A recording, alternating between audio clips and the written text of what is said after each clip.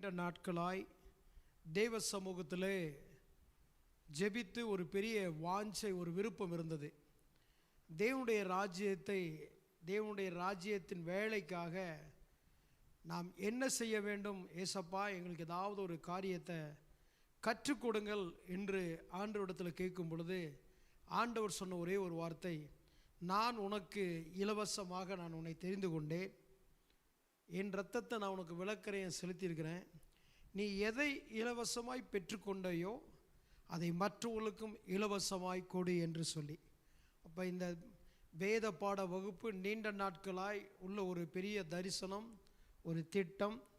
கர்த்தர் இந்த நாளிலே அதை அழகாக நேர்த்தியாக அதை தொடங்குவதற்குண்டான எல்லா காரியத்தையும் ஆண்டவர் அழகாக தேவைகளை சந்தித்து அதை கற்றுக் கொடுப்பதற்கும் நல்ல ஒரு வேதத்தில் நல்லா கற்று தேறின ஒரு தேவதாசனை ஆண்டவர் கொடுத்து இந்த காரியத்தை சபை மக்களுக்கும் ஆன்லைன் மூலமாக உலகமெங்கும் யாரெல்லாம் இதை வாஞ்சிக்கிறார்களோ, யாரெல்லாம் விருப்பப்படுகிறார்களோ அவர்களுக்கு இந்த காரியத்தை செய்ய வேண்டும் என்று ஆண்டவருடைய விருப்பம்.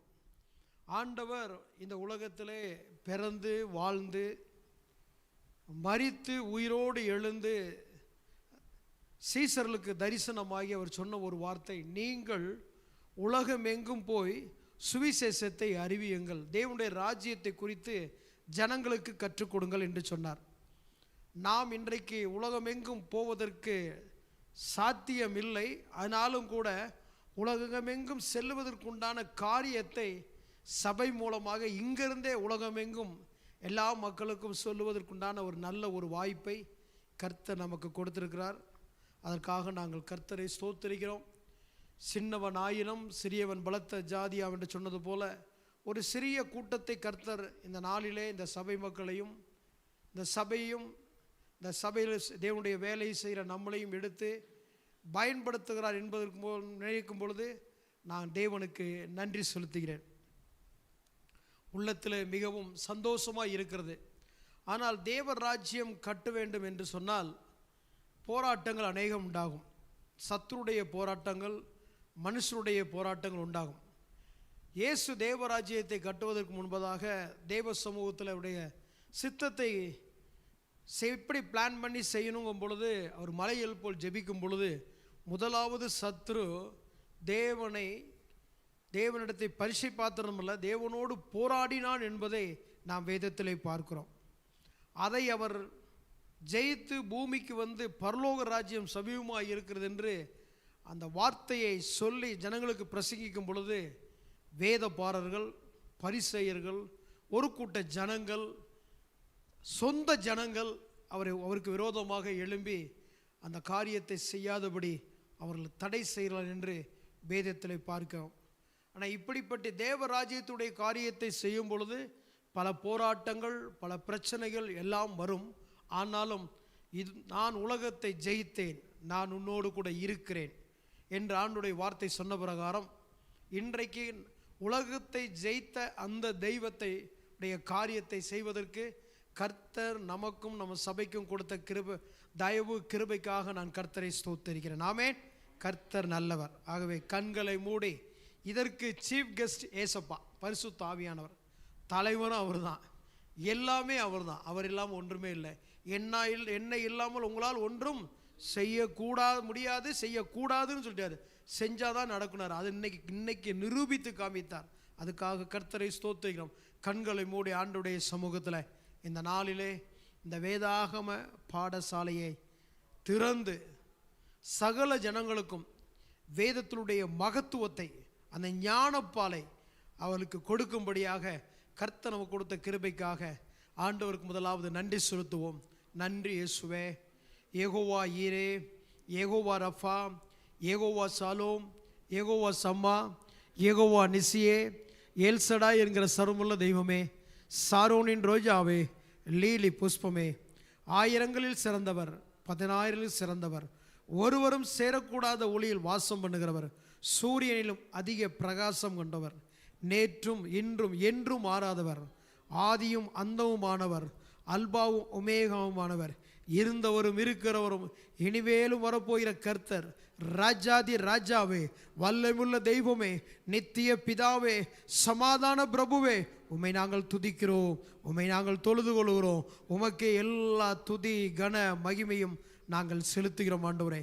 ஒன்றுக்கும் உதவாத எங்களையும் ஆண்டவரே, சின்னவனை ஆண்டவரே பலத்த ஜாதியாக்குவேன், சிறியவனை ஆண்டவரை புழுதியிலிருந்து எடுத்து ராஜாக்கள் மத்தியிலும் பிரபுக்கள் மத்தியிலும் அமர வைத்து அழகு பார்க்கிற கர்த்தர், தகுதி எல்லாவர்களையும் தகுதிப்படுத்தின ஆண்டவர், ஆடு மேய்க்கிறவர் அரசனாய் மாற்றினவர் ஆண்டவரை, மந்த நாக்கு உள்ளவரை ஆண்டவரை அறிவுள்ள நாக்காய் மாற்றின கர்த்தர், ஒன்றுக்கும் உதவாத மீன் பிடித்தவர்களை எடுத்து வல்லமுள்ள ஊழியக்காரரை பயன்படுத்தின கர்த்தர், எங்களையும் எடுத்து நீர் பயன்படுத்துவதற்காக கர்த்தரை ஸ்தோத்திரம். எங்கள் சபையும் எடுத்து நீர் பயன்படுத்துவதற்காக ஸ்தோத்திரம். உடைய வார்த்தையை எங்களுக்கு அனுப்பும் ஆண்டவரே. மனுஷன் அப்பத்தினால் மாத்திரமல்ல, என் தேவனுடைய வாயிலிருந்து கூட ஒவ்வொரு வார்த்தையினாலும் பிழைப்பான் என்று சொன்னபடி அந்த பிழைப்புக்குண்டான வார்த்தையை நாங்கள் ஆண்டவரே ஆரம்பித்திருக்கிறோம். கேட்கிற ஒவ்வொருவருக்கும் ஆண்டவரே சரீரத்திற்குண்டான பிழைப்பும் ஆவிக்குண்டான பிழைப்பும், தேவ ராஜ்யத்தில் உம்மோடு கிட்டி சேர்வதற்கு பிழைத்து மரணத்தை ஜெயித்து தேவராஜ்யத்தில் கிட்டி சேர்கிற அந்த ஒரு நித்திய வாழ்வுக்கும் நீர் எங்களை எடுத்துக்கொண்டு செல்ல போவதற்காக ஸ்தோத்திரம். கேட்கிற எல்லாரையும் கர்த்தர் ஆசீர்வதியும். தொடர்ந்து உமது கரத்தில் ஒப்பு கொடுக்கிறோம் ஆண்டவரை. நீரே பொறுப்பேற்றுக் கொள்ளும், வழி நடத்தும். இயேசுவின் நாமத்தினாலே ஜெபிக்கிறோம் நல்ல பிதாவே, ஆமேன். கரங்களை தட்டி ஏசப்பாவுக்கு நன்றி செலுத்துவோம். ஆமேன். வேத பாடகம் நம்ம ஆரம்பிக்க போகிறோம். அதனுடைய கருத்து, அதனுடைய சுருக்கம் எல்லாவற்றையும் நோக்கத்தையும் ஒரு 5 நிமிடம் சொல்லி சரியாக 6:45 ஆரம்பிப்பார். ஒவ்வொரு வாரமும் இது தொடர்ச்சியாக நடக்கும். சரியாக நாங்கள் 3/4 மணி நேரம் இந்த பைபிள் காலேஜை நடத்த விரும்புகிறோம். அடுத்த வாரத்தில் சரியாக 6:45 மணிக்கு ஆரம்பித்து 7:30 மணிக்கு நாங்கள் முடிக்க விரும்புகிறோம். ஆகவே தவறாமல் நேரத்தோடு வந்து வார்த்தையை கேட்டு தேவ ஆசீர்வாதத்தை பெற்றுக்கொள்ளுங்கள். ஒருவேளை ஆன்லைன் சர்வீஸில் யாராவது பார்ப்பீங்கன்னா உங்கள் வேலையெல்லாம் தயவு செய்து ஒதுக்கி வைத்து விட்டு சரியாக ஒவ்வொரு வாரமும் 6:45 மணிக்கு நீங்கள் தேவ சமூகத்தில் வந்து உங்கள் வேதத்தை எடுத்துக்கொண்டு ஒரு புஸ்தகத்தை, ஒரு பேப்பரை, நோட் எடுத்து பேனா வச்சு சொல்லுகிற எல்லாவற்றையும் குறித்து எழுதி நீங்கள் அதை கற்றுக்கொண்டு தேவ நாமத்தை மகிமைப்படுத்துங்கள். உங்களையும் ஆண்டவர் ஊழியக்காராய் மாற்ற வல்லமுள்ள தெய்வமாக இருக்கார். God bless you. Bible college நமக்கு பைபிள் ஸ்டடி நடத்துகிற பாஸ்டர் சாம் அவர்களை அன்போடு வரக்கிறோம். கர்த்தர் உங்களை ஆசீர்வதிப்பார். ஆமேன். Thank you pastor. ஆண்டவரும் அருமை இரட்சகருமாகிய இயேசு கிறிஸ்துவின் அற்புதமான நாமத்தினாலே உங்கள் யாவரையும் இந்த மாலை வேளையில் வாழ்த்தி இந்த பைபிள் ஸ்டடிக்கு உங்களை அன்போடு கூட வரவேற்கின்றோம். கர்த்தர் நல்லவர், அவர் கிருபை என்றும் உள்ளது. அருமையான நம்முடைய El Shaddai worship and prayer centre மூலமாக ஒரு பைபிள் ஸ்டடியை ஆரம்பிக்க வேண்டும் என்று சொல்லி பாஸ்டர் அவர்கள் கடந்த வருடம் அதற்குண்டான காரியங்களை பேசும் பொழுது அதற்காக ஒரு சில காரியங்கள் வாங்க வேண்டும், ஒரு சில உதவிகள் நமக்கு தேவை என்று சொல்லி நாம் அதற்காக ஜெபித்து கொண்டு வந்தோம். கர்த்தர் அந்த தேவைகள் எல்லாவற்றையும் அற்புதமாய் சந்தித்து இந்த வருஷம், இந்த 2026 வருஷம் இந்த 3வது மாதத்திலே இந்த வாரம் 6ஆம் தேதி இந்த பைபிள் ஸ்டடி ஆரம்பிக்கும்படிக்கு தேவன் கிருபை பாராட்டினார். ஆண்டவருடைய வார்த்தை, அற்பமான ஆரம்பத்தை யார் அசட்டை பண்ணக்கூடும் என்று சொல்லப்பட்டிருக்கிறது. ஆண்டவரிடத்திலே சிறிய காரியத்தை ஆண்டவர் அதை பெரியதாய் மாற்றி அதிலே தம்முடைய மகிமையை வெளிப்படுத்துகின்ற தேவனாய் இருக்கின்றார். ஸோ இந்த பைபிள் ஸ்டடியினுடைய நோக்கத்தை நான் சற்று நேரம் உங்கள் முன்பதாக பேசி அதற்கு பின்பதாக இந்த வாரம் நாம் சிருஷ்டிப்பின் முன்பதான ஆரம்பம் அல்லது பிஃபோர் கிரியேஷன், சிருஷ்டிப்புக்கு முன்பதாக என்ன இருந்தது என்பதை குறித்து இந்த வேத பாட வகுப்பிலே நாம் கற்றுக்கொள்ள போகின்றோம். இந்த பைபிள் ஸ்டடியினுடைய நோக்கம் என்னவென்று சொன்னால், இயேசு கிறிஸ்துவை நாம் வேத வார்த்தைகளிலிருந்து அதை நாம் தெளிவாக வெளிப்பாடாக நாம் பெற்றுக்கொண்டு அந்த இயேசுவே கிறிஸ்து, ஜீவனுள்ள குமாரனாகிய கிறிஸ்து என்று விசுவாசிப்பதற்காக இந்த பைபிள் ஸ்டடியை நாம் வைத்திருக்கின்றோம். இந்த பைபிள் ஸ்டடி மூலமாக சபையில் இருக்கின்ற விசுவாசிகள் கிறிஸ்துவை பற்றியதான அறிவிலேயும் அவருடைய விசுவாசத்திலேயும் நன்றாக வளர்ந்து நல்ல ஒரு சீஷராக அவர்கள் உருவாக்கப்பட்டு அவர்கள் ஊழியத்திற்காக பயிற்சி பெற்று சுவிசேஷ ஊழியத்தை செய்வதற்காக இந்த பைபிள் ஸ்டடியை நாம் வைத்திருக்கின்றோம். இந்த பைபிள் ஸ்டடியினுடைய நோக்கம் என்னவென்றால், இதில் படிக்கின்ற ஒவ்வொருவரும் ஆண்டவருடைய வார்த்தையை நன்றாக கற்றுக்கொண்டு கிறிஸ்துவை பற்றியதான காரியங்களை தேவனுடைய வார்த்தையிலிருந்து தெரிந்து கொண்டு அவருக்காக நல்ல ஒரு சாட்சியாய் நல்ல ஒரு சுவிசேஷ ஊழியத்தை செய்யும்படிக்கு இந்த பைபிள் ஸ்டடியானது ஆரம்பிக்கப்பட்டிருக்கிறது. இந்த பைபிள் ஸ்டடி ஒவ்வொரு வாரமும் வெள்ளிக்கிழமை மாலை 6:30 மணி அல்லது 6:45 மணிக்கு ஆரம்பித்து சரியாக 3/4 மணி நேரம் இந்த பைபிள் ஸ்டடியானது ஒவ்வொரு வாரமும் நடக்கும். ஒவ்வொரு வாரமும் பழைய ஏற்பாட்டு பகுதி ஆதியாகம புத்தகத்திலிருந்து நம்முடைய பைபிள் ஸ்டடியை நாம் ஆரம்பிக்கின்றோம்.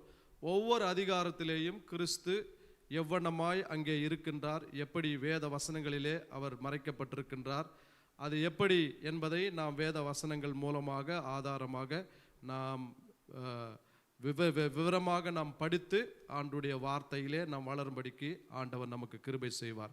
ஆகவே இந்த வகுப்பானது பாஸ்டர் அவர்கள் ஏற்கனவே சொன்னது போல முழுக்க முழுக்க இலவசம். ஸோ இதை பார்க்கிறவர்கள் நீங்கள் மற்றவர்களுக்கு இந்த பைபிள் ஸ்டடியானது உங்களுக்கு ஆசீர்வாதமாக இருக்கும் என்று சொன்னால் நீங்கள் மற்றவர்களுக்கு அதை அறிமுகப்படுத்தி அதை ஃபார்வர்ட் செய்து அவர்களும் தேவனுடைய வார்த்தையை நன்றாக கற்றுக்கொண்டு படித்து நல்ல ஒரு சீஷராக அவர்கள் உருவாக்கப்பட்டு இயேசுவிற்காக நல்ல சுவிசேஷ ஊழியத்தை செய்யும்படிக்கு நீங்கள் அவர்களை உற்சாகப்படுத்தும்படி உங்களை அன்போடு கூட கேட்கின்றோம்.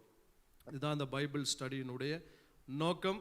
ஆகவே இந்த பைபிள் ஸ்டடியை ஆண்டவர் ஆசீர்வதிப்பாராக. இன்னைக்கு ஆரம்பிக்கும்படிக்கு ஆண்டவர் நமக்கு கிருபை செய்திருக்கின்றார். அது மாத்திரமல்ல, இந்த தரிசனத்தை பாஸ்டர் அவர்களுக்கு பல வருடங்களுக்கு முன்பதாக ஆண்டவர் கொடுத்திருக்கிறார். ஆனால் இந்த வருடம் அதை செய்வதற்கான எல்லா தேவைகளையும் ஆண்டவர் அற்புதமாய் சந்தித்து, அது மாத்திரமல்ல நல்ல வேத வசனங்களை நாம் கற்றுக்கொள்ளும்படிக்கு நமக்கு நல்ல கம்ப்யூட்டரையும் வாங்கும்படிக்கு ஆண்டவர் உதவி செய்திருக்கிறார். கேமராவும் வாங்கும்படிக்கு உதவி செய்திருக்கிறார். கம்ப்யூட்டர் மூலமாக நல்ல வேதத்தை நாம் மேலே ஸ்க்ரீனில் பார்த்து படித்து வசனங்களை நன்றாக ஆழமாய் அறிந்து கொள்ள ஆண்டவர் உதவி செய்திருக்கிறார். ஆகவே கர்த்தருடைய நாமத்திற்கு மகிமை உண்டாவதாக. தொடர்ந்து இந்த வேத பாட வகுப்பிற்கு நீங்கள் கலந்து கொள்ளுங்கள். உங்களுக்கு அறிமுகமானவர்களை இந்த வேத பாட வகுப்பிற்கு நீங்கள் அழைத்து கொண்டு வாருங்கள். கர்த்தர் நம்மத்திலே பெரிய காரியங்களை செய்வாராக. ஆமென். God bless you. ஸோ ஜெபம் பண்ணலாம். ஜெபம் பண்ணி நம்முடைய வேத பாட வகுப்பை ஆரம்பிக்கலாம். பரிசுத்த பிதாவே, இந்த நல்ல ஆசீர்வதிக்கப்பட்ட மாலை வேளைக்காய் நாங்கள் நன்றியோடு கூட துதிக்கின்றோம், ஸ்தோத்திரிக்கின்றோம்.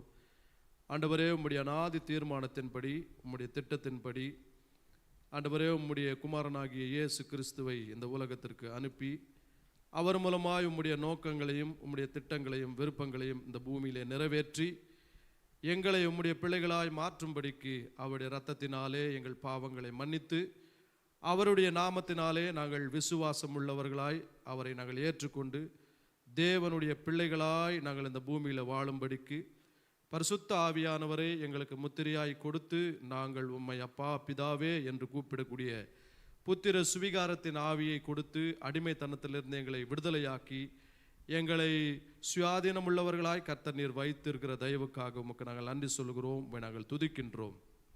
ஆண்டவரே, பவுல் சொல்லுகிறத போகல கர்த்தராகிய இயேசு கிறிஸ்துவானவர் வேத வாக்கியங்களின்படி ஆண்டவரே அவர் மரித்து வேத வாக்கியங்களின்படி அவர் உயிரோடு கூட எழுந்து இருக்கிறார் என்று பவுல் சொல்லுகிறது போல அந்த வேத வாக்கியங்களில் கிறிஸ்துவை பற்றி ஆண்டவரே எழுதப்பட்டிருக்கின்ற காரியங்களை நாங்கள் இன்னும் வேத வசனத்தை ஆராய்ந்து படித்து கிறிஸ்துவுக்குள் நாங்கள் இன்னும் பலப்பட, கிறிஸ்துவுக்குள் நாங்கள் காணப்பட, கிறிஸ்துவை போல எங்களுடைய சுவாபங்கள் மாற்றப்பட்டு தேவ சாயலை நாங்கள் மறுபடியும் அடையும்படிக்கு கர்த்தர் இந்த வகுப்பை நீர் ஆசீர்வதித்து தாரும்.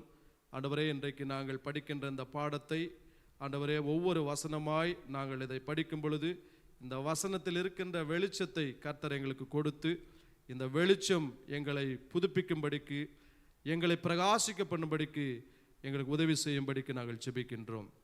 இந்த மாலை வேளையில் இந்த 45 மினிட்ஸ் நீங்கள் பொறுப்பெடுத்துக் கொள்ளுங்க. உம்முடைய வார்த்தைகள் எங்கள் மத்தியில் வெளிப்படட்டும்.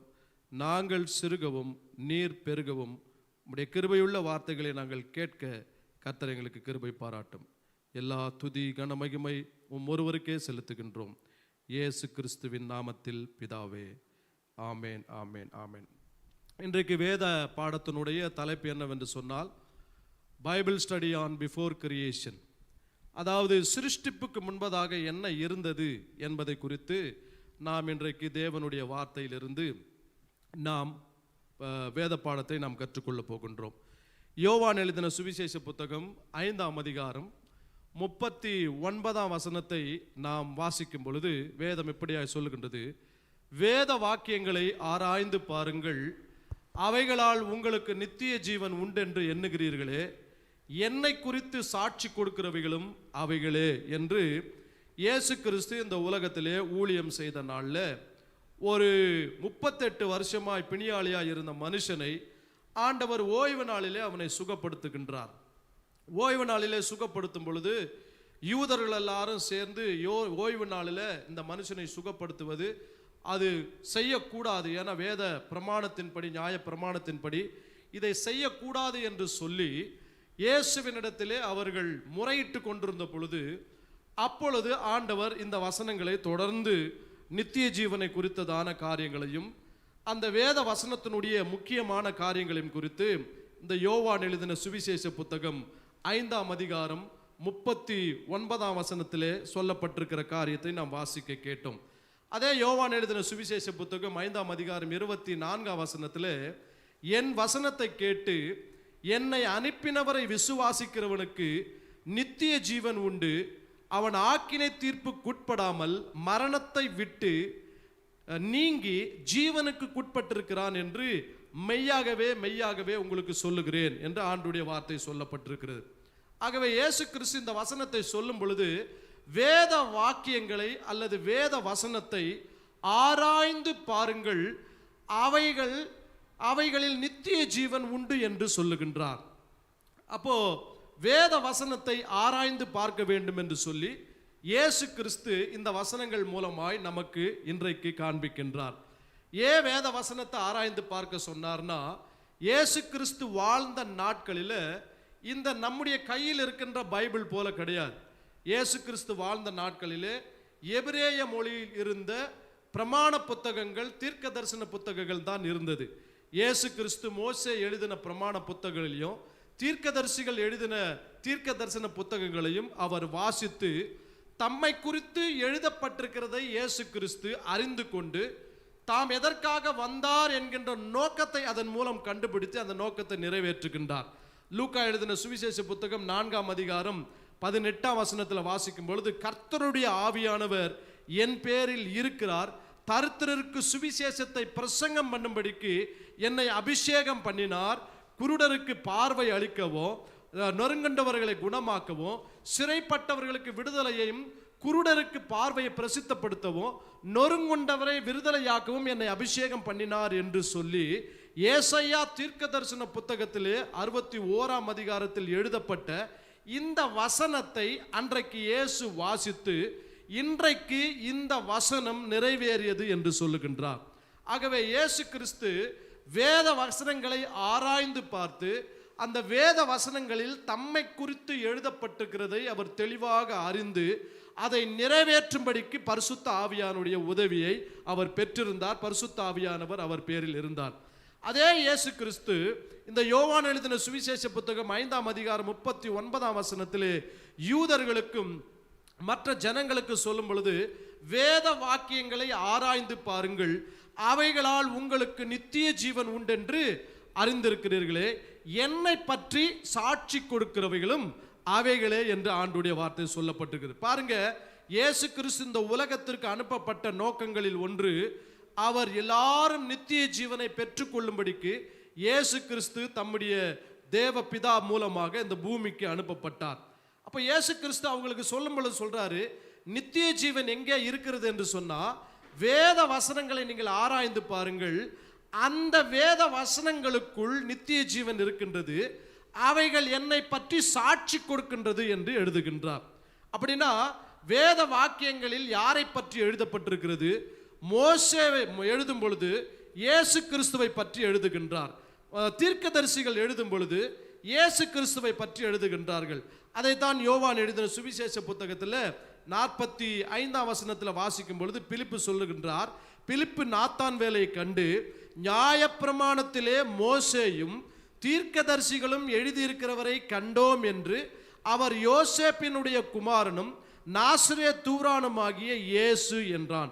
அப்படி என்றால் நியாயப்பிரமாண புத்தகத்திலேயும் தீர்க்க தரிசன ஆகமங்களிலேயும் யாரை பற்றி எழுதப்பட்டிருக்கிறது என்று சொன்னால் மேசியாவை பற்றி எழுதப்பட்டிருக்கிறது, இயேசு கிறிஸ்துவை பற்றி எழுதப்பட்டிருக்கிறது. இந்த இயேசு கிறிஸ்துவை பற்றி எழுதப்பட்டிருக்கிறதா இயேசு 5ஆம் அதிகாரத்தில் சொல்லும் பொழுது, வேத வாக்கியங்களை ஆராய்ந்து பாருங்கள், அவைகள் என்னை பற்றி எழுதப்பட்டிருக்கிறது, இவைகளை நீங்கள் ஆராய்ந்து பார்க்கும் பொழுது அவைகளினால் உங்களுக்கு நித்திய ஜீவன் உண்டாகும் என்று சொல்லுகின்றார். அப்போ நித்திய ஜீவன் எங்கே இருக்கிறது என்று சொன்னா இயேசு கிறிஸ்துவுக்குள் நித்திய ஜீவன் இருக்கின்றது. அந்த இயேசு கிறிஸ்துவை பற்றி மோசேயும் தீர்க்கதரிசிகளும் எழுதியிருக்கின்றார்கள். இந்த மோசேயும் தீர்க்கதரிசிகளும் எழுதியிருக்கிறதை ஆராய்ந்து பார்க்கும் பொழுது, அதை நாம் தியானிக்கும் பொழுது, அதை படித்து நாம் விவரித்து அதை நாம் அறிந்து கொள்ளும் பொழுது இயேசு கிறிஸ்துவை பற்றியதான சத்தியங்கள், உபதேசங்கள் நம்முடைய வாழ்விலே நித்திய ஜீவனை கொண்டு வருகிறதா இருக்கிறது. ஒரு ஆமென் சொல்லலாமா? ஆகவே இயேசு இந்த இடத்துல சொல்லும் பொழுது, வேத வாக்கியங்களை நீங்கள் ஆராய்ந்து பாருங்கள், அவைகளால் நித்திய ஜீவன் உண்டு என்று நீங்கள் அறிந்திருக்கிறீர்களே என்று சொல்லுகின்றார். ஏன் இந்த காரியத்தை யூதர்களுக்கு சொன்னார்னா, யூதர்களுக்கு மோசேயின் மூலமாய் 5 ஆகமங்கள் கொடுக்கப்பட்டது. ஆதியாகமம், யாத்திராகமம், லேவியராகமம், எண்ணாகமம், உபாகமம்.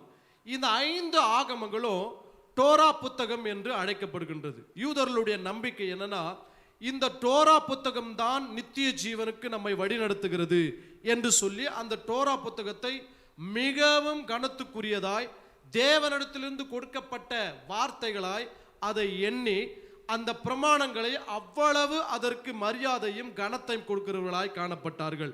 இந்த யூதர்களுக்கு தான் இயேசு கிறிஸ்து சொல்லும் பொழுது, மோசே என்னை பற்றி எழுதியிருக்கிறார், தீர்க்கதரிசிகள் என்னை பற்றி எழுதியிருக்கிறார்கள், அந்த புத்தகத்தில் நித்திய ஜீவன் உண்டு என்று நீங்கள் நம்புகிறீர்கள். அந்த புத்தகத்தில் நித்திய ஜீவன் அல்ல, அந்த புத்தகத்தில் என்னை பற்றி எழுதியிருக்கிறது. எனக்குள் தான் நித்திய ஜீவன் இருக்கிறது. என்னை விசுவாசிக்கிறவனே நித்திய ஜீவனை பெறுவான். அதை தான் யோவான் 3:16 சொல்லுகின்றது. தேவன் தம்முடைய குமாரனை விசுவாசிக்கிறவன் எவனோ அவன் கெட்டு போகாமல் நித்திய ஜீவனை அடையும்படிக்கு அவரை தந்தருளி என்று எழுதப்பட்டிருக்கிறது. டோராவை தந்தருளி அல்ல, டோராவை அவரை பற்றியதான வார்த்தைகளை கொடுக்கும்படிக்கு கொடுக்கப்பட்டது. ஆனால் புதிய ஏற்பாட்டிலே சொல்லப்பட்ட, மோசே மூலமாய் சொல்லப்பட்ட, தீர்க்கதரிசி மூலமாய் சொல்லப்பட்ட தேவகுமாரனாகிய இயேசு கிறிஸ்துவானவர் இந்த உலகத்திற்கு மாமிசமாய் வந்து யூதர்களை பார்த்து சொல்லுகின்றார், வேத வாக்கியங்களை ஆராய்ந்து பாருங்கள், அவைகளால் நித்திய ஜீவன் உண்டென்று நீங்கள் அறிகிறீர்களே, என்னை பற்றி சாட்சி கொடுக்கிறவைகள் அவைகளே. ஆகவே இயேசு கிறிஸ்து வேத வசனங்களை ஆராய்ந்து பார்க்க வேண்டும் என்று நம்முடைய வாழ்விலே இன்றைக்கு விரும்புகின்றார். இந்த உலகத்திலே இயேசு வாழ்ந்த நாட்களிலே அவர் 12 வயதாக இருக்கும் பொழுது எருசலேமிலே பஸ்கா பண்டிகைக்கு தன்னுடைய பெற்றோர்களால் அழைத்து செல்லப்பட்டார்.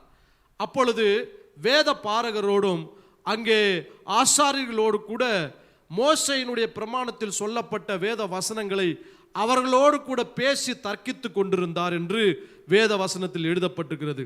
அப்பொழுது இயேசு கிறிஸ்து 12 வயது நிரம்பினவராய் இருந்த பொழுது மற்றவர்கள் எல்லாரும் அவரை பார்த்து சொல்லுகின்றார்கள், இவர் தச்சனுடைய மகன் அல்லவா, இவருடைய பெற்றோர்களை நாம் பார்த்திருக்கிறோமே, இவர் யோசேப்பு மரியாளின் குமாரன் அல்லவா, இவருக்கு எப்படி இப்படிப்பட்ட ஒரு ஞானம் வந்தது என்று சொல்லி ஆச்சரியப்பட்டு பிரமித்தார்கள். இயேசு கிறிஸ்துவோ வேத வார்த்தையில நிரம்பி இருந்தார்.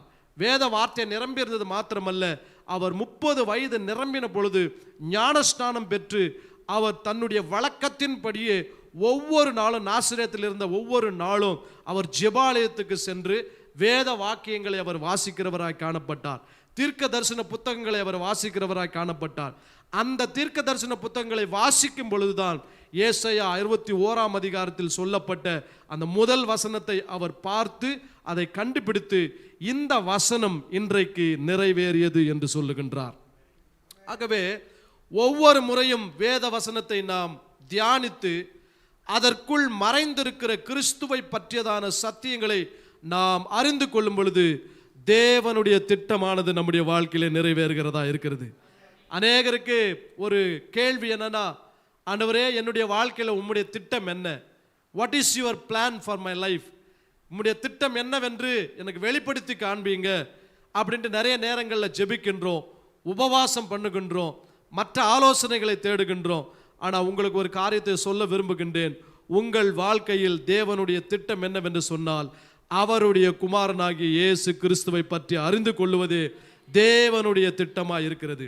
ஆகவே யோவான் எழுதின சுவிசேஷம் 5ஆம் அதிகாரம் 39ஆம் வசனத்தில் ஆண்டவர் சொல்லுகின்றார், வேத வாக்கியங்களை ஆராய்ந்து பாருங்கள், அவைகளில் நித்திய ஜீவன் உண்டு, அந்த நித்திய ஜீவன் எனக்குள் இருக்கிறபடியினால ஒவ்வொரு வேத வசனங்களும் என்னை பற்றி சாட்சி கொடுக்கிறது என்று சொல்லுகின்றார். அதே அப்போஸ்தலனாகிய யோவான் 20ஆம் அதிகாரம் 31ஆம் வசனத்தை நாம் வாசிக்கும் பொழுது, யோவான் 20ஆம் அதிகாரம் 31ஆம் வசனத்தை வாசிக்க கேட்போம். நாம் எல்லாரும் சேர்ந்து வாசிக்கலாம். இயேசு தேவனுடைய குமாரனாகிய கிறிஸ்து என்று நீங்கள் விசுவாசிக்கும்படியாகவும் அவருடைய நாமத்தினாலே நித்திய ஜீவனை அடையும்படிக்காகவும் இவைகள் எழுதப்பட்டிருக்கிறது. பாருங்க, வேதத்தில் மொத்தம் 66 புத்தகங்கள் எழுதப்பட்டிருக்கிறது. பழைய ஏற்பாட்டில் 39 புத்தகங்கள், புதிய ஏற்பாட்டில் 27 புத்தகங்கள், மொத்தம் 66 புத்தகங்கள்.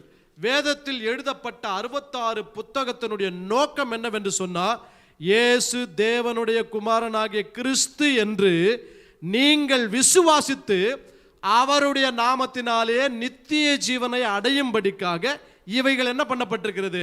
எழுதப்பட்டிருக்கிறது. அப்போ எதற்காக வேத வசனங்கள் எழுதப்பட்டிருக்கிறது?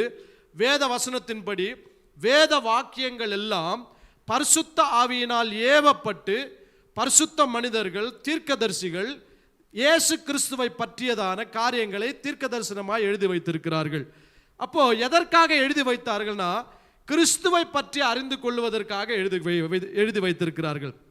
யோவான் 5ஆம் அதிகாரத்தில் வாசித்தோம், இயேசு சொல்லுகின்றார், வேத வாசனங்களை ஆராய்ந்து பாருங்கள், அவைகளால் எனக்கு நித்திய ஜீவன் உண்டு என்று. அதே அப்போஸ்தலனாகிய யோவான் இங்க 20ஆம் அதிகாரம் 31ஆம் வசனத்தில் வாசிக்கும் பொழுது, இந்த வேத வசனங்கள் எதற்காக எழுதப்பட்டிருக்கிறது? இயேசு தேவனுடைய குமாரனாகிய கிறிஸ்து என்று நாம் விசுவாசிக்கும்படியாகவும் அவருடைய நாமத்தினாலே நித்திய ஜீவனை அடையும்படிக்கும் இவைகள் எழுதப்பட்டிருக்கிறது. அப்போ வேத வசனம் எதற்காக எழுதப்பட்டிருக்கிறது என்று இன்றைக்கு நாம் கற்றுக்கொண்டோம். எதற்காக எழுதப்பட்டிருக்கிறது? இயேசு ஜீவனுள்ள தேவனுடைய குமாரனாகிய கிறிஸ்து என்று விசுவாசிக்கும்படிக்கு எழுதப்பட்டிருக்கிறது. ஓகே, ஸோ இப்போ நம்முடைய பாடத்துக்கு நம்ம செல்லுவோம். ஆதியாகமம் 1ஆம் அதிகாரம் 1ஆம் வசனத்தை எல்லாரும் வேதத்தில் திருப்பிக் கொள்வோம். எல்லாருக்கும் இந்த வசனம் பரிச்சயமான ஒரு வசனம். ஆதியாகமம் 1ஆம் அதிகாரம் 1ஆம் வசனம் எல்லாரும் சேர்ந்து கூட வாசிக்கலாம். ஸ்கிரீன்ல வாசிங்க. ஆதியிலே தேவன் வானத்தையும் பூமியையும் சிருஷ்டித்தார். பாருங்க, முதல் வசனத்துல ஆதியிலே தேவன் வானத்தையும் பூமியையும் சிருஷ்டித்தார். இன்றைக்கு பாடத்தினுடைய தலைப்பு என்னன்னா, பிஃபோர் கிரியேஷன், அப்படின்னா சிருஷ்டிப்புகளுக்கு முன்பதாக.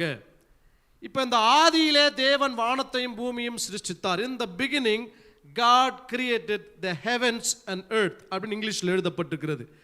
அப்படின்னா ஆதியிலே என்று சொன்னா, இங்க சொல்லப்பட்ட அந்த பிகினிங் அல்லது ஆதியிலே என்கின்ற வார்த்தை சிருஷ்டிப்புகளுக்கு ஒரு ஆரம்பத்தை தான் சொல்லுகின்றதே ஒழிய தேவனுக்கு ஆரம்பம் என்று சொல்லவில்லை. ஏனென்று சொன்னால், தேவன் ஆரம்பமும் முடிவும் இல்லாதவர். அவர் நித்தியமானவர். அவருக்கு ஆரம்பம் ஒன்று இல்லை, அவருக்கு முடிவும் ஒன்று இல்லை. ஏனென்றால் அவர் சதா காலமும் அவர் வாழுகின்ற தேவனாய் இருக்கின்றார். கடவுளுக்கு ஆரம்பமும் முடிவும் இல்லாதபடியினால அவர் நித்தியமுள்ளவராய் இருக்கின்றார். 1 கொலோசியர் 1ஆம் அதிகாரம் 18ஆம் வசனத்தை வாசிக்க கேட்போம். கொலோசியர் 1ஆம் அதிகாரம் 18ஆம் வசனம் வாசிங்க. அவரே சபையாகிய சரீரத்துக்கு அவரே சபையாக சரீரத்திற்கு தலையானவர், எல்லாவற்றிலும் முதல்வராய் இருக்கும்படி அவரே ஆதியும் மரித்தோரிலிருந்து எழுந்த முதற்பேருமானவர். அப்ப ஆதியிலே தேவன் வானத்தையும் பூமியும் சிருஷ்டித்தார் என்று சொன்னா, அந்த முதல் வசனம் சிருஷ்டிப்புகளினுடைய ஆரம்பத்தை சொல்லுகிறதே ஒழிய தேவனுடைய ஆரம்பத்தை அது சொல்லவில்லை. ஏனென்றால் கடவுள் நித்தியமானவராய் இருக்கின்றார். அவருக்கு ஆரம்பம் ஒன்றில்லை, அவருக்கு முடிவும் ஒன்றில்லை. ஆனால் தான் ஓலாம் என்று பேர். எபிரேய வார்த்தையில் ஓலாம் அப்படின்னா என்ன அர்த்தம்னா உலகம் அல்லது நித்தியம் அப்படின்னு அர்த்தம். ஏல் ஓலாம் அப்படின்னா என்ன அர்த்தம்னா நித்தியமான தேவன் என்று அர்த்தம். அவருக்கு ஆரம்பம் கிடையாது, அவருக்கு முடிவு கிடையாது. நம்முடைய மனுஷ வாழ்க்கைக்கு பிறந்த நாள்னு ஒன்று இருக்கு, எக்ஸ்பைரி டேட்னு ஒன்று இருக்கு. இந்த உலகத்திலே நாம் பார்க்கின்ற ஒவ்வொன்றுக்கும் ஆரம்ப நாள் ஒன்று இருக்கிறது, முடிவின் நாள் ஒன்று இருக்கிறது. ஆனால் கடவுளுக்கு ஆரம்பமும் இல்லை, முடிவும் இல்லை. அவரை துவங்குகிறவர் ஒருவரும் அல்ல, அவரை முடிக்கிறவர் ஒருவர் அல்ல. அவரே துவக்கமும் அவரே முடிவுமாயிருக்கின்றார். அதை தான் கொலேசியர் புத்தகத்தில் பவுல் எழுதுகின்றார். அவரே ஆதியும் மரித்தோரிலும் இருந்து எழுந்த முதற் பேரானவராய் இருக்கின்றார். வெளிப்படுத்தல் எழுதின புத்தகம் 1ஆம் அதிகாரம் 8ஆம் வசனத்தில் ஸ்கிரீன்ல வாசிங்கா, உங்களுக்கு ஸ்கிரீன்ல எல்லா வசனம் வரும். இருக்கிறவரும் இருந்தவரும் வருகிறவரும் ஆகிய சர்வ வல்லமையுள்ள கர்த்தர், நான் அல்பாவும் ஒமேகாவும் ஆதியும் அந்தமுமாயிருக்கிறேன் என்று திருவுளம் பற்றுகின்றார். பாருங்க, ஆதியிலே தேவன் வானத்தையும் பூமியும் சிருஷ்டித்தார் என்று வாசித்தோம்.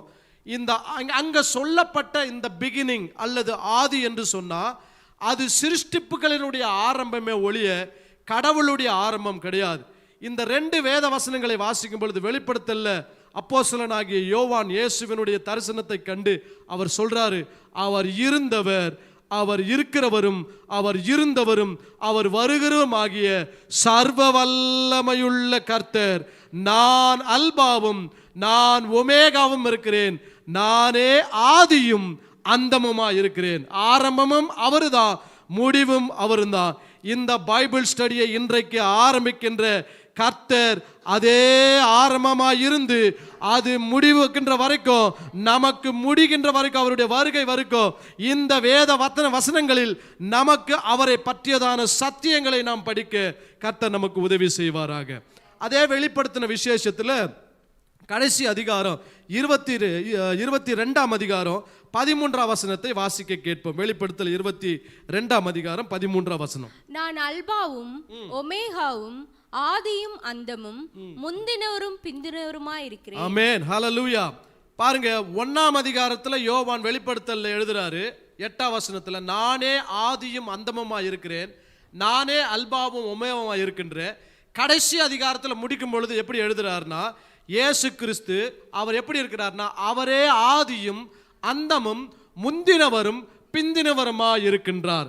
அப்ப அந்த வெளிப்படுத்தல் விசேஷித்த புத்தகத்தில் பார்த்தீங்கன்னா புதிய வானத்தை குறித்து பார்க்க முடியும், புதிய பூமியை குறித்து பார்க்க முடியும், பரலோகத்தை குறித்து பார்க்க முடியும், பரலோகத்தில் இருக்கின்ற சிங்காசனங்களை குறித்து பார்க்க முடியும்.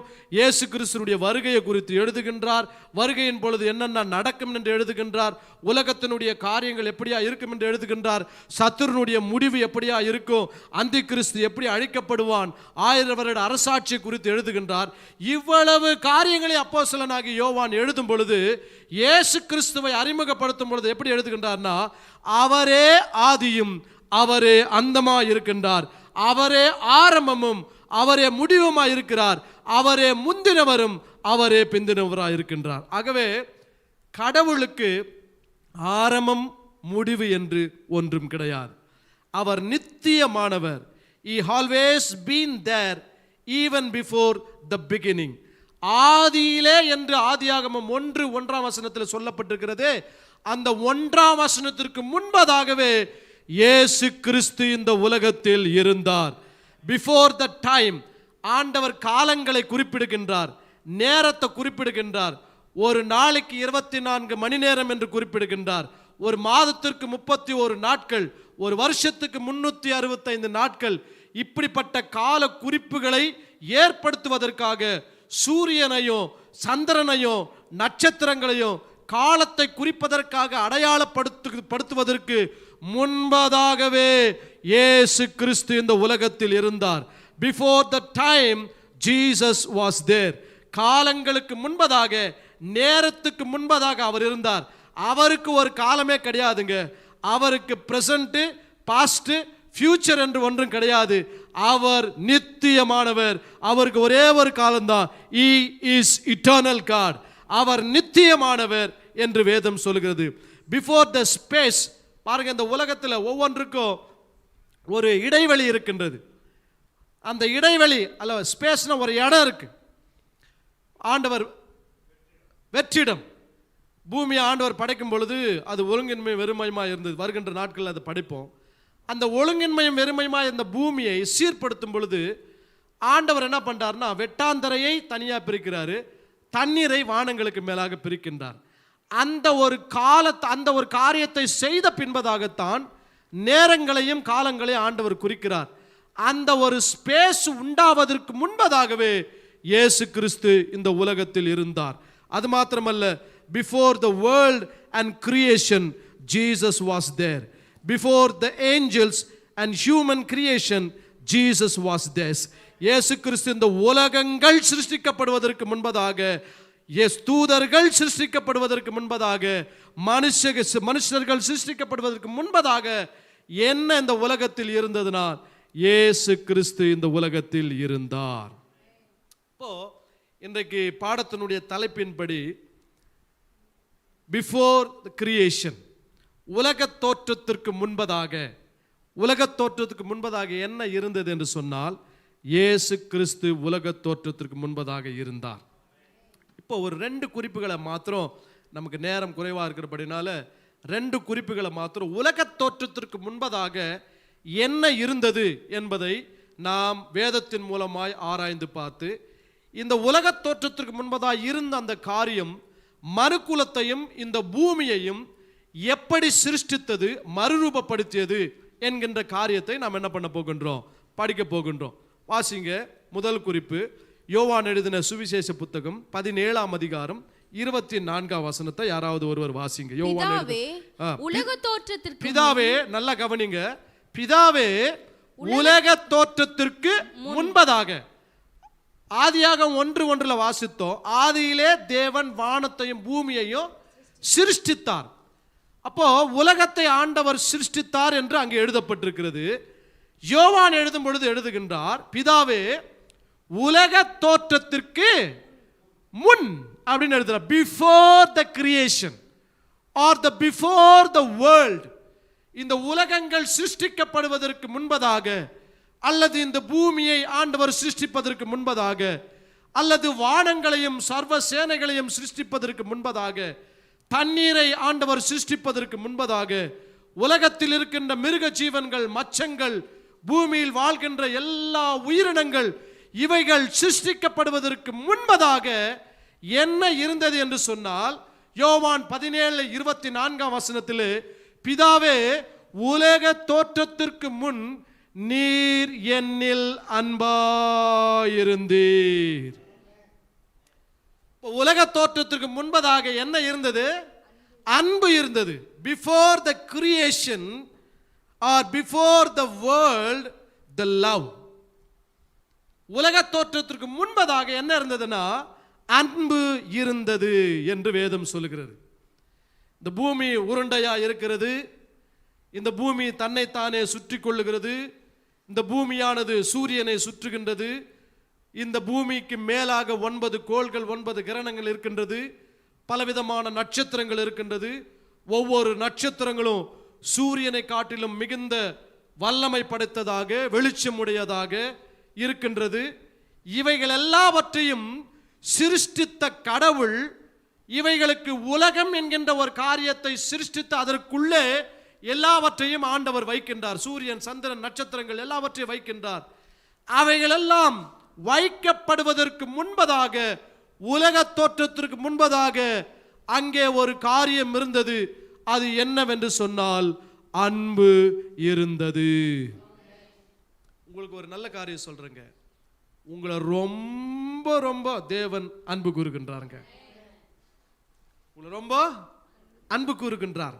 அதுதான் சொல்றாங்க, ஆரம்பங்களுக்கு முன்பதாக என்ன இருந்தது என்று சொன்னால் அன்பு இருந்தது என்று சொல்லி இயேசு கிறிஸ்துவே சொல்றாருங்க. இந்த வசனத்தை யார் சொன்னதுங்க? இயேசு கிறிஸ்து சொல்றார். இயேசு கிறிஸ்து சொன்னதை அப்போஸ்தலனாகிய யோவான் எழுதுகின்றார். வாசிங்க இன்னொரு விஷயம், நல்ல தெளிவா அந்த வசனத்தை வாசிங்க. பிதாவே உலக தோற்றத்திற்கு முன் நீர் என்னில் அன்பாய் இருந்தபடியினால் நீர் எனக்கு தந்த என்னுடைய மகிமையை நீர் எனக்கு தந்தவர்கள் காணும்படியாக நான் எங்கே இருக்கிறேனோ அங்கே அவர்களும் என்னோட கூட இருக்கும்படிக்கு விரும்புகின்றேன். என்ன அருமையான சத்திய வசனங்க. சில பேர் கூட இருந்தா பிடிக்காது, சிலர் கூட சேர்த்துக்கவே மாட்டாங்க. ஏன்னா அவர் இருக்கிற நிலைமை வேற, நான் இருக்கிற நிலைமை வேற. நான் என்ன பிரஸ்டேஜ், அவர் என்ன பிரஸ்டேஜ், அவருக்கு தகுதி என்ன, ஏன் தகுதி என்ன, ஏன் தகுதிக்கு போய் நான் அவர் கூட சேரலாமா, இல்லை அவர் தகுதிக்கு போய் அவர் ஏன் கூட இருக்கலாமா? இன்றைக்கு உலகத்திலே தகுதிகளை பார்த்து, உயர்வுகளை பார்த்து, பணத்தை பார்த்து, குடும்ப பின்னணியை பார்த்து, வசதியை பார்த்து, அந்தஸ்தை பார்த்து, கல்வி அறிவை பார்த்து, இப்படிப்பட்ட பாரம்பரியங்களை குடும்ப பாரம்பரியங்களை பார்த்து மற்றவர்களோடு கூட பழகுகின்ற கலாச்சாரம் உள்ள இந்த உலகத்திலே இந்த உலகத்தை சிருஷ்டித்தவர், உலக தோற்றத்திற்கு முன்பதாக இருந்த இயேசு கிறிஸ்துவானவர் சொல்லுகின்றார், பிதாவே உலக தோற்றத்திற்கு முன்பதாக நீர் என்னில் அன்பாயிருந்தீர் அல்லவா, அந்த அன்பிலே என்னுடைய மகிமையை காணும்படிக்கு என்கிட்ட 12 பேரை கொடுத்துருக்கிறீங்களப்பா, இந்த 12 பேர் என்னோடு கூட இருக்கும்படிக்கு நான் விரும்புகின்றேன். இப்படிப்பட்ட ஒரு தெய்வத்தை உலகத்தில் எங்க தேடினாலும் நீங்க கண்டே பிடிக்க முடியாது. நீங்க கண்டுபிடிக்க முடியாதுன்றதுக்காக தான் அவர் உங்களை தேடி இந்த உலகத்துக்கு வந்தார்.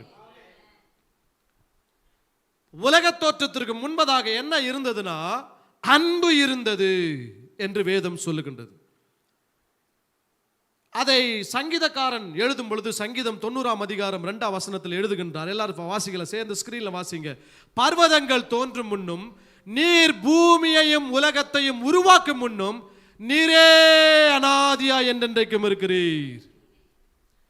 பூமியை ஆண்டவர் உருவாக்குவதற்கு முன்பதாக, உலகத்தை ஆண்டவர் சிருஷ்டிப்பதற்கு முன்பதாக என்றென்றைக்கும் அவர் இருக்கின்றார். அவருக்கு ஆரம்பமே கிடையாது.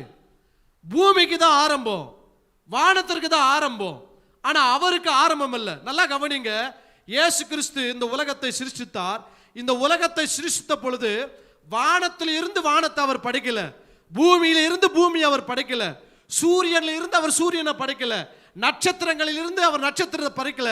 அவர் இவைகள் எல்லாம் இல்லாததற்கு முன்பதாகவே அவர் ஒருவர் இந்த உலகத்தில் இருந்தபடியினால அவருக்குள் இருந்து எல்லாவற்றையும் அவர் சிருஷ்டிக்கிறவராய் இருக்கிறார். அதைத்தான் அவர் சொல்லுகின்றது, இந்த பூமி உருவாக முன்னோ, இந்த உலகம் உருவாக முன்னோ நீரே என்றென்றைக்கும் அநாதியாய் தேவனாய் இருக்கின்றீர். எவ்வளவு அழகா சங்கீதக்காரன் எழுதுகின்றார். So before the creation God was there.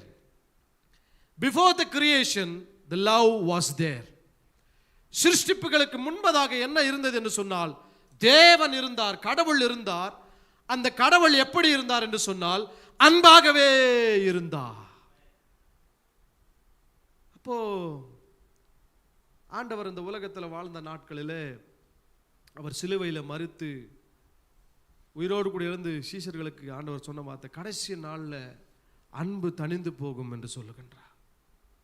அருமையான தேவ ஜனமே, இன்றைக்கு இந்த வார்த்தையை கேட்டுக்கொண்டிருக்கிற நமக்கு ஆண்டவர் உற்சாகப்படுத்தும்படிக்கு சொல்லுகின்ற ஒரு வார்த்தை என்னவென்று சொன்னால், உங்களையும் என்னையும் ஆண்டவர் அளவில்லாமல் அன்பு கூறுகின்றார்.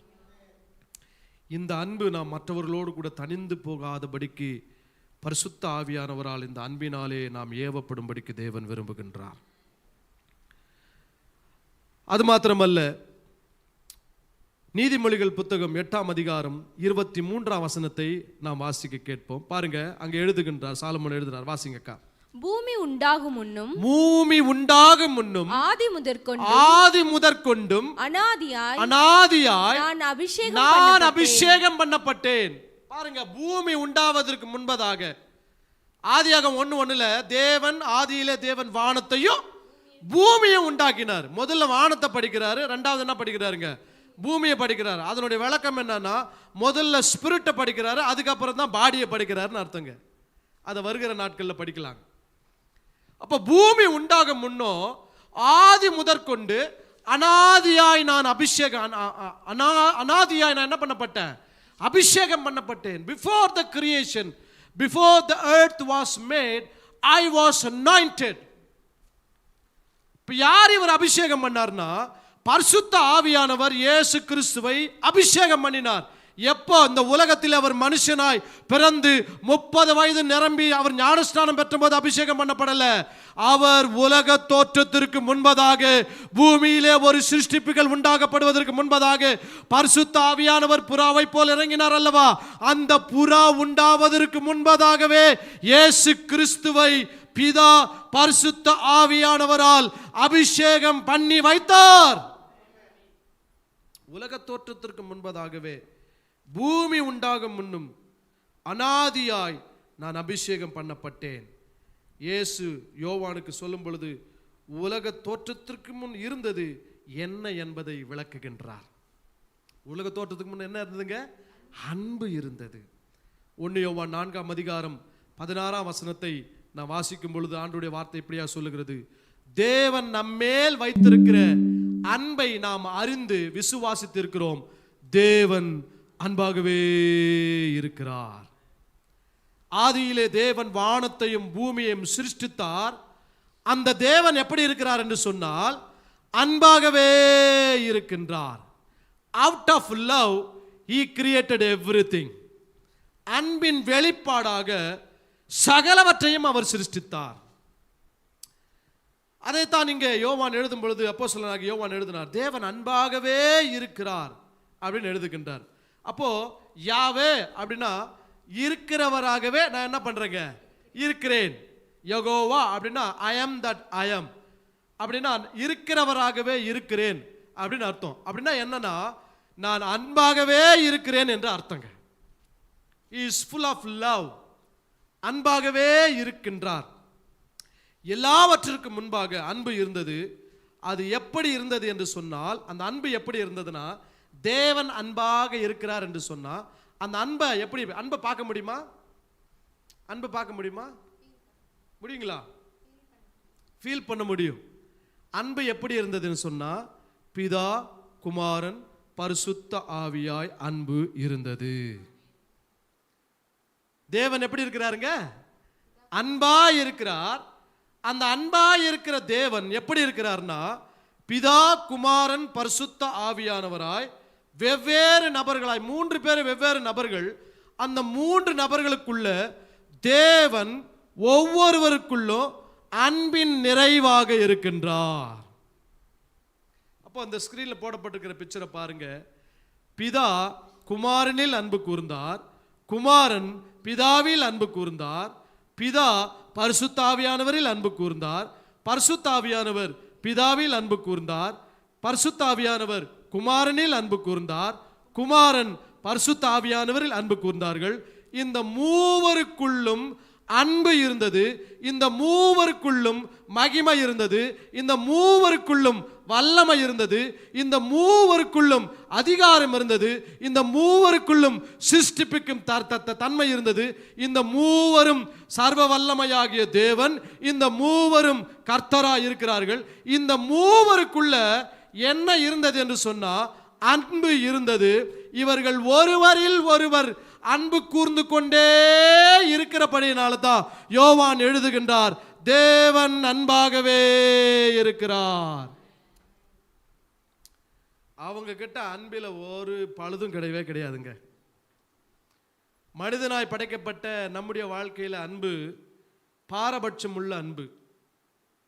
பாரபட்சம் உள்ள அன்பு மாத்திரம் இல்ல, அவங்க நமக்கு செஞ்சா நம்ம பேர்ல அன்பு பாராட்டலாம். சுயநலமான அன்பு.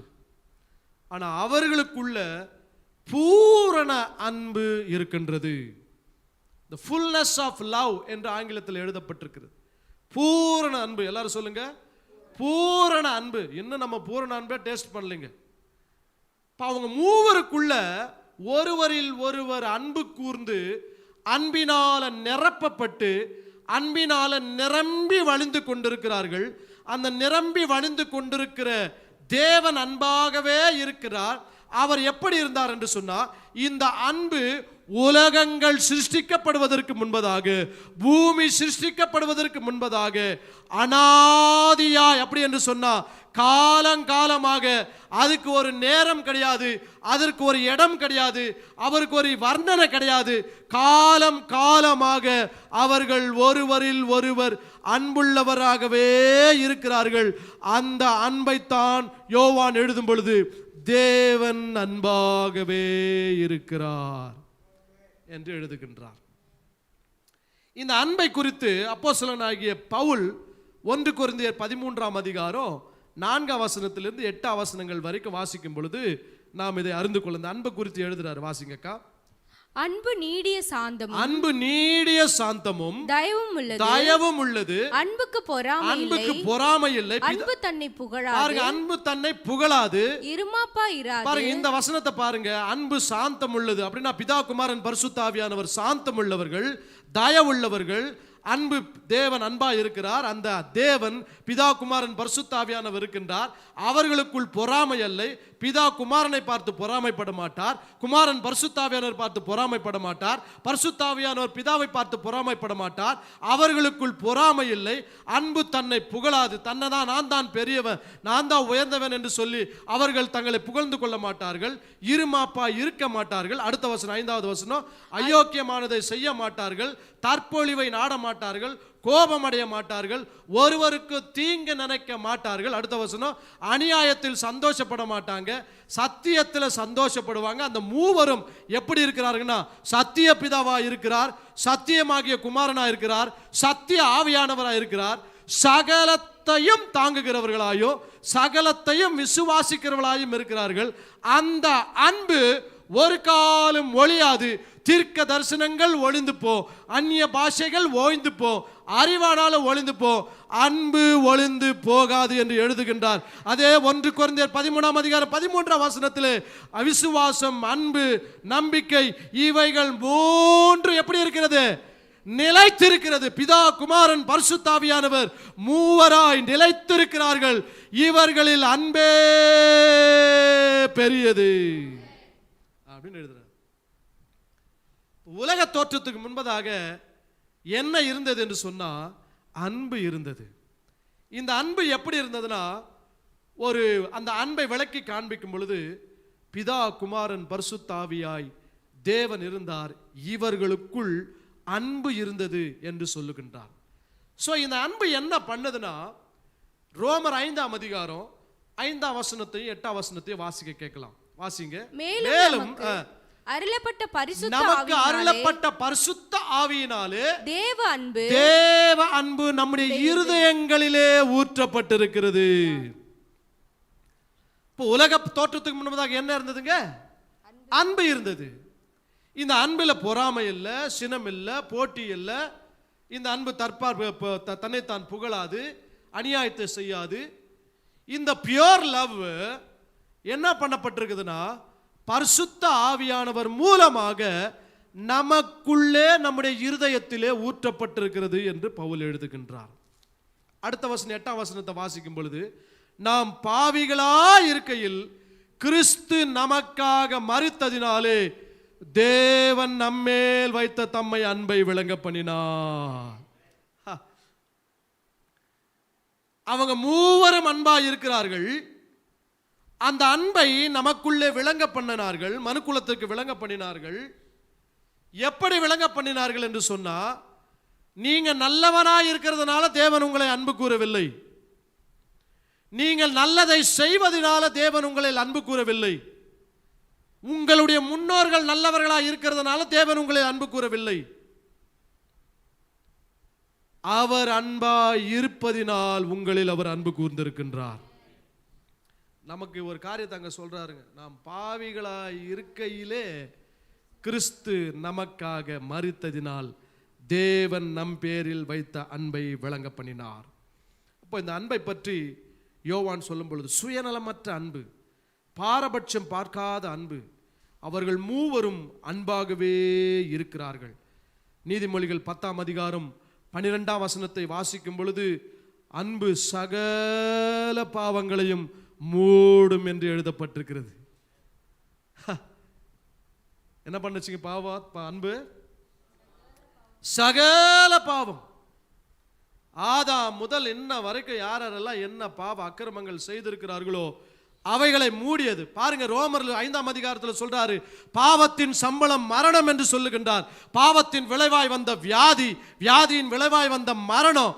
இந்த மரணத்தை குழி தோண்டி புதைத்தது என்னவென்று சொன்னால் அன்பு குழி தோண்டி புதைத்தது.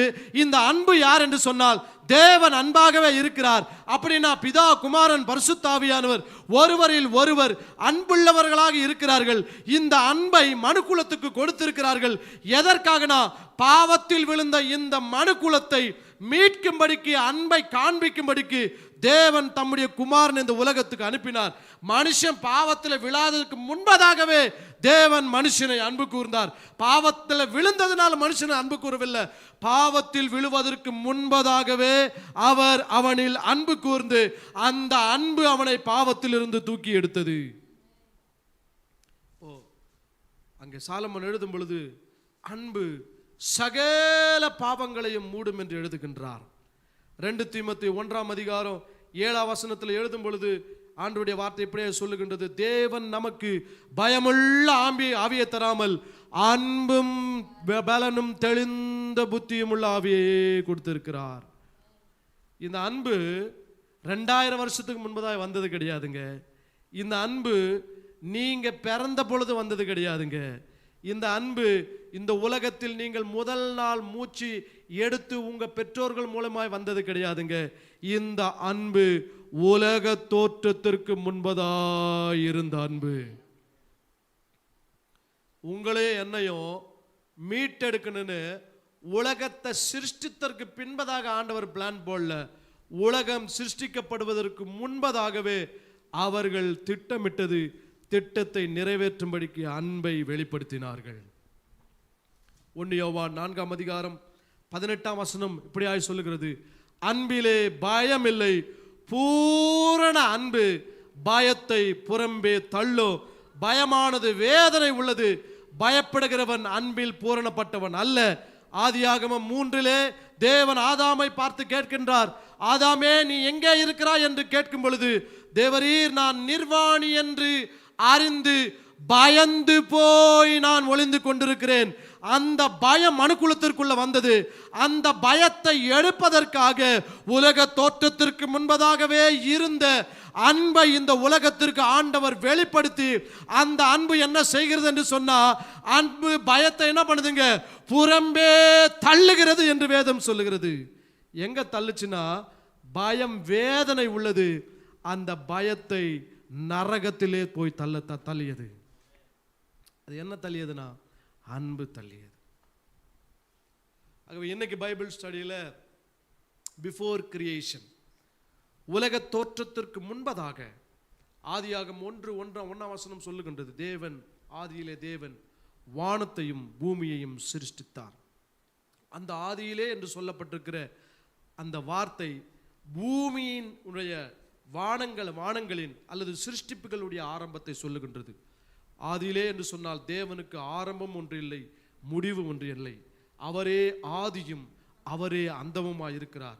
அவரே ஆரம்பமும் அவரே முடிவுமாய் இருக்கின்றார். இந்த உலகத்தை சிருஷ்டித்தவர் ஆதியும் அந்தமுமாய் இருக்கிறபடினால சிருஷ்டிப்புக்கு முன்பதாகவே அவர் இருக்கின்றார். சிருஷ்டிப்புக்குள் இருந்து அது சகலவற்றையும் சிருஷ்டிக்கவில்லை. சிருஷ்டிப்புகள் இல்லாததற்கு முன்பதாகவே அவர் இருந்து தன்னிலிருந்து எல்லாவற்றையும் சிருஷ்டிக்கின்றார்.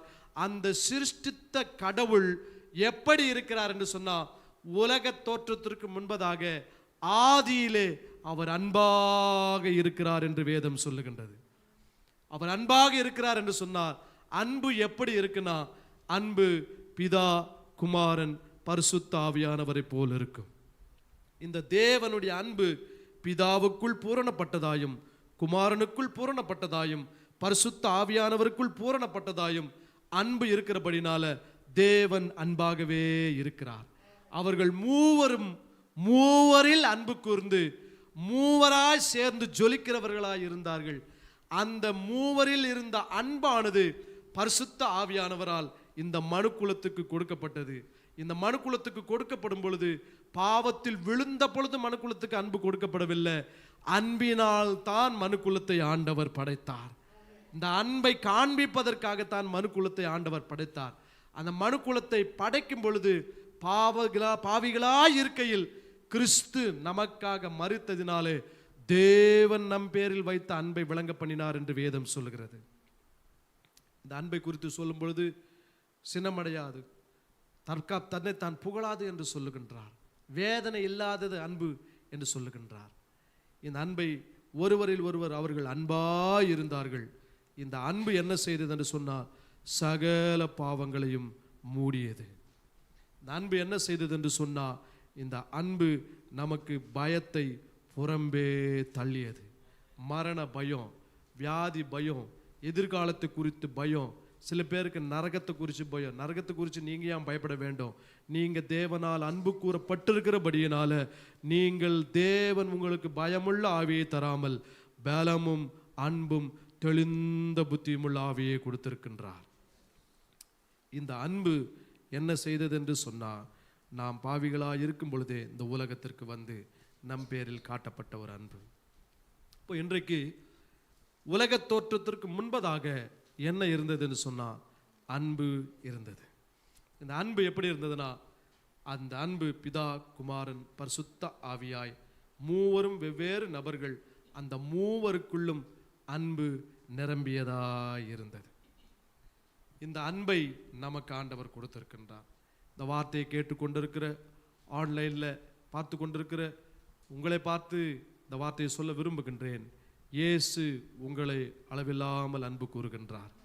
ஒருவேளை பாஸ்டர் என்னை யாரும் நேசிக்கிறதுக்கு ஆள் இல்லை, நான் வாழ்க்கையில் தனித்து விடப்பட்டிருக்கிறேன், எனக்கு உதவி செய்ய எனக்கு யாரும் இல்லை, என்னை நேசிக்க யாரும் இல்லை, என்னை நேசித்தவங்களால என்னை கைவிட்டுட்டாங்க, என்னை மறந்துட்டாங்க அப்படின்னு நீங்கள் அப்படிப்பட்ட ஒரு சூழ்நிலையில் ஒரு ஏக்கத்தோடு கூட இந்த வீடியோவை நீங்கள் பார்த்துட்டு இருந்தால் உங்களை உற்சாகப்படுத்தும்படிக்கு இந்த வார்த்தையை சொல்லுகின்றேன். உலக தோற்றத்திற்கு முன்பதாகவே உங்களை அன்பு கூர்ந்த ஒரு தெய்வம் ஒருவர் இருக்கின்றார். அவர் ஆண்டவராகிய இயேசு கிறிஸ்து.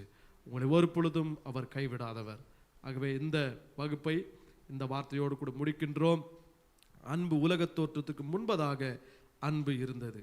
இந்த அடுத்த வாரத்திலிருந்து இதனுடைய பார்ட் 2வை உலக தோற்றத்துக்கு முன்னதாக அடுத்தது என்ன இருந்தது என்று சொல்லி வேத வசனத்திலிருந்து நாம் தியானித்து கற்றுக்கொள்ள போகின்றோம். கண்களை மூடி நாம் ஜெபிப்போம்.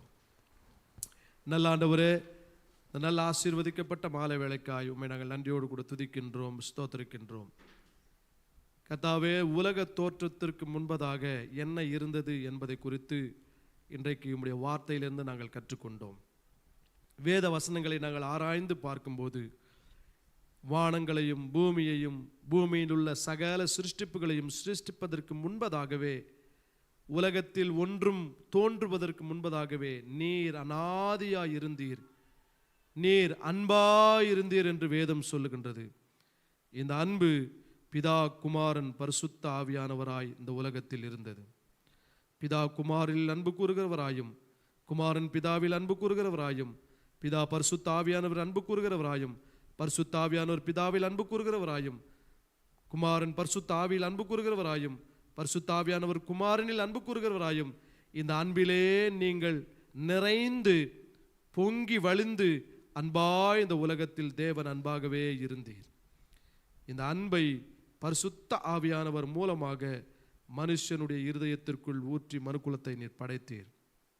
இந்த மனுக்குலம் விழுந்து போன பொழுது, இந்த மனுக்குலத்தை மீட்கும்படிக்கு விழுந்து போன பொழுது திட்டம் அல்ல ஆண்டவரே, மனுக்குலத்தை படைப்பதற்கு முன்பதாகவே உம்முடைய உலக தோட்டத்துக்கு முன்பதாகவே உம்முடைய நோக்கம் மனுக்குலத்தை ரட்சிக்க வேண்டும் என்று சொல்லி, இந்த மனுக்குலத்தை ரட்சிக்கும்படிக்கு குமாரனை இந்த உலகத்திற்கு அனுப்பி தேவன் இவ்வளவாய் அன்பு கூர்ந்தீர் என்று வேதம் சொல்லுகின்றது. இந்த அன்பு பயத்தை புறம்பே தள்ளியது. இந்த அன்பு ஆண்டவரே சகலத்தையும் மூடியது, பாவங்களையும் மூடியது. இந்த அன்பு மரண பயத்தை மூடியது. இந்த அன்பு எங்களை ஏற்றுக்கொண்டது. எங்களுக்குள்ளே நீர் அன்பாய் வாசம் பண்ணுகின்றீர். அதற்காக ஸ்தோத்திரம். இன்றைக்கு பைபிள் ஸ்டடிக்கு வந்திருக்கின்ற ஒவ்வொருவருக்குள்ளும் தேவ அன்பு நிறைவாய் இருக்கட்டும் ஆண்டவரே. இந்த வீடியோவை பார்க்கின்ற ஒவ்வொருவருக்குள்ளும் தேவனுடைய அன்பு ஊற்றப்படட்டும். அந்த தேவனுடைய அன்பு அவருடைய வாழ்வின் சூழ்நிலைகளை மாற்றட்டும். தேவ நோக்கத்தை வெளிப்படுத்தட்டும். ஆண்டவரே, இன்றைக்கு முதல் முறையாக எங்களுடைய சபையின் மூலமாக இந்த பைபிள் ஸ்டடி ஆரம்பிக்க கர்த்தர் நீர் உதவி செய்தீர். இந்த அன்பானது எங்களுடைய சபையின் மூலமாக நிரம்பி வழிய கர்த்தர் நீர் உதவி செய்வீராக. இந்த வீடியோவை பார்த்து கொண்டிருக்கிற ஒவ்வொருடைய வாழ்விலையும் அன்பு நிறைந்திருப்பதாக, குடும்பங்களிலே கணவன் மனைவி அன்பு நிறைந்திருப்பதாக, பெற்றோர்களுக்கும் பிள்ளைகளுக்குள்ள அன்பு நிறைந்திருப்பதாக, தேவனுடைய அன்பிலிருந்து ஒவ்வொருவருக்குள்ளும் அன்பு அவர்களுக்குள்ளே நிரம்பி வழிவதாக என்று நாங்கள் ஜெபிக்கின்றோம். இந்த வேலையை நீர் எங்களுக்கு ஆசீர்வதித்து கொடுத்ததுக்காக நன்றி. எல்லா துதி கன மகிமையும் ஒருவருக்கே செலுத்துகின்றோம். இயேசுவின் நாமத்தில் ஜெபிக்கிறோம் நல்ல பிதாவே. Amen, amen, amen. God bless you. கர்த்தர் உங்களோடு கூட இருப்பாராக. சமாதானத்தோடு கூட போய் வாருங்கள். அடுத்த வாரமும் நமக்கு பைபிள்